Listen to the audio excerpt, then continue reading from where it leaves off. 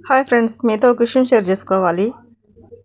ఏంటంటే ఇప్పుడు ఇది చెప్పడానికి కారణం ఏంటంటే, లేట్‌గా చెప్పినా లేటెస్ట్‌గా చెప్పాలి కదా! అందుకనేసి ఇప్పుడు దాకా చెప్పలేదు నేను.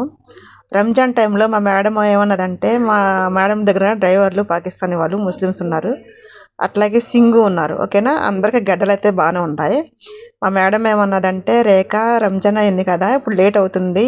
మనం ఇక్కడ సాయంత్రం పూట వాళ్ళు భోజనాలు ఇక్కడే అని చెప్పి వాళ్ళతో చెప్పు" అని చెప్పింది. సర్లే మేడం అయితే నేనే ఉండాలంటే, "సర్లే నువ్వు ఉండు, మరి నువ్వు లేకపోతే ఎట్లాగా" అని చెప్పేసి అంటే, సర్లే మేడం అని అన్నా.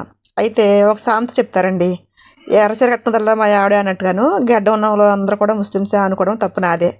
ఏంటంటే మా మేడం ఏమన్నదంటే, ఎలాగైనా సాయంత్రం అయిపోయింది కాబట్టి ఎమ్మటే వాళ్ళకి భోజనం రెడీ చేయమని చెప్పి మేడం చెప్తే, నేను అందరి ప్లేట్లలో బిర్యానీ పెట్టేసి వాళ్ళు తాగడానికి అన్నీ రెడీ చేసి పెట్టేతే, అందులో ఒక అతనికి నేను బిర్యానీ ఇస్తుంటే, నాకొద్దు నాకొద్దు అన్నాడు.